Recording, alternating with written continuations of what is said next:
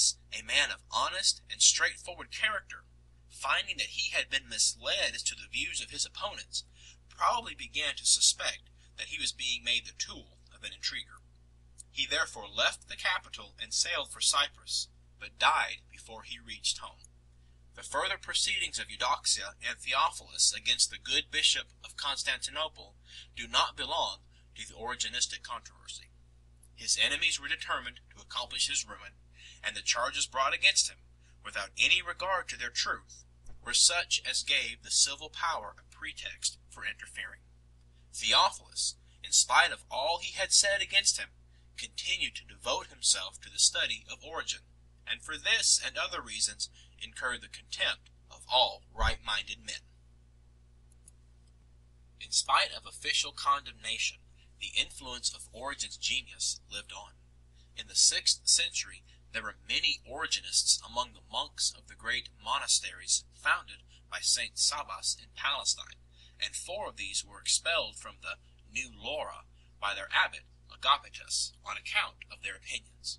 His successor, Momus, reinstated them, but in the year 530, Sabas himself visited Constantinople and begged the Emperor Justinian to expel the Origenists. Before, however, any steps could be taken to effect this, Sabas died, and Origenism continued to spread in Palestine, especially through the influence of a monk named Domitian, and of Theodore Ascidas, who was prominent in the Monophysite controversy. Both of these men had influence at court, and under their protection the Origenists gained the upper hand in the Lauras, and expelled their opponents. The latter were, however, favored by Ephraim, Patriarch of Antioch, and the Emperor Justinian, when the dispute was brought before him, was induced by the Roman legate Pelagius, afterwards Pope, to put forth a theological treatise against Origen, ending with a list of opinions which he held to deserve anathema. This was subscribed by Menas the Patriarch, and by those bishops who were in Constantinople at the time, that is, by those who constituted the home synod of that city.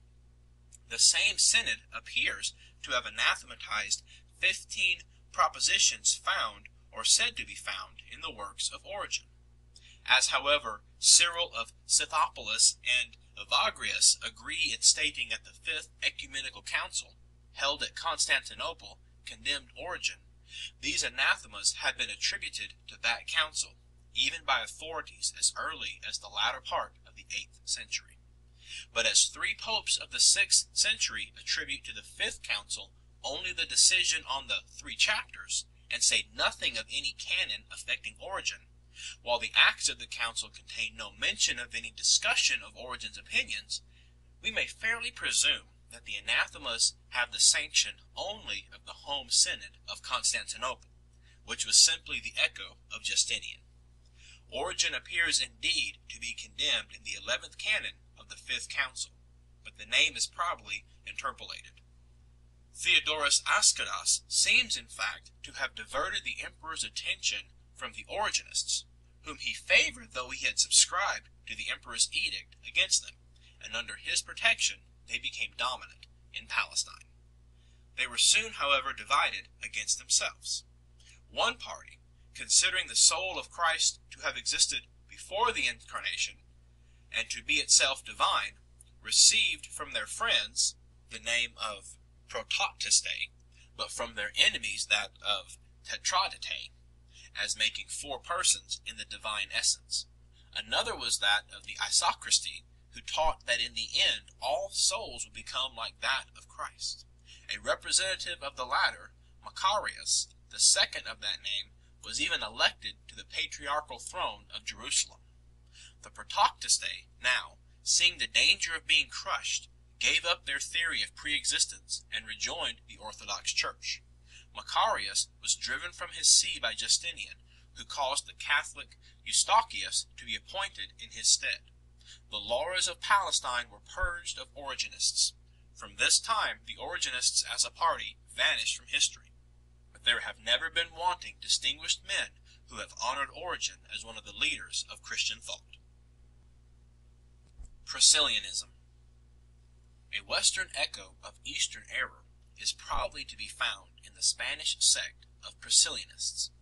This derived its origin and its name from Priscillian, a man of wealth, family, and education, and evidently of an enthusiastically religious temperament. In his works, Priscillian shows himself an earnest believer in Christ, the only God. In fact, he so emphasizes the Godhead of Christ and the unity of God as to suggest that he regarded the Holy Trinity somewhat as Swedenborg in later days regarded it.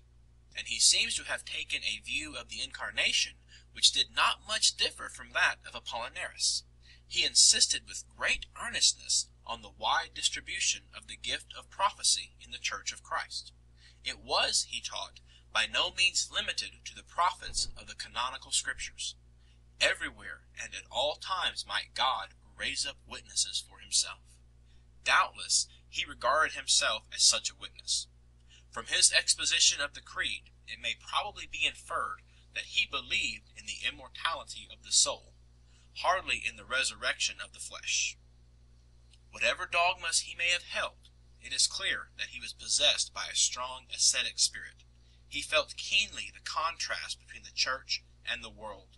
That the friendship of the world is enmity with God was a living principle with him. He seems to have been influenced by Origen, perhaps also by the Luciferans, the disciples of Lucifer of Cagliari, who were numerous in Spain.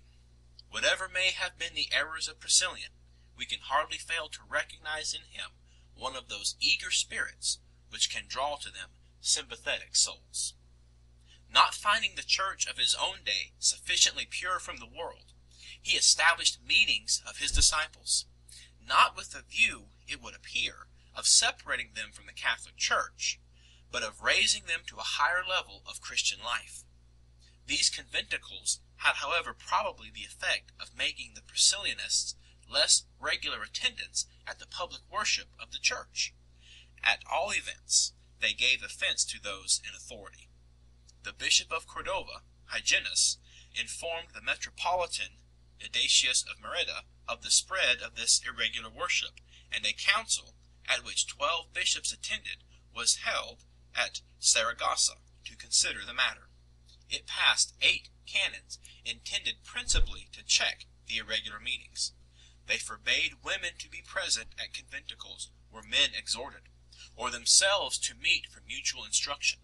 They forbade all persons to go into seclusion during Lent or during the 3 weeks preceding the Epiphany, and strictly enjoined them to attend the services in their churches regularly during those periods. They forbade such ascetic practices as fasting on Sunday or walking barefoot. They forbade any man to assume the title of teacher, doctor, without authority. That these canons were directed against the Priscillianists, there is no doubt, though they are nowhere named in them.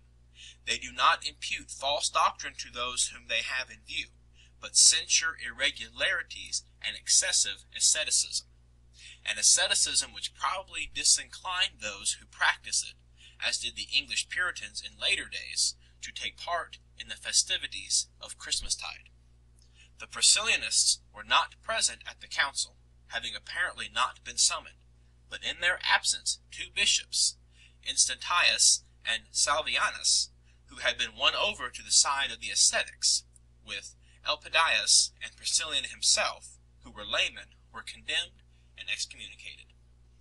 Iphachius, bishop of Sasaba, who was probably the more ready to proceed vigorously against ascetics, as he was himself a man much given to self-indulgence, was commissioned to bring this decree to the knowledge of all bishops, and especially of Hyginus, who had received the heretics to communion.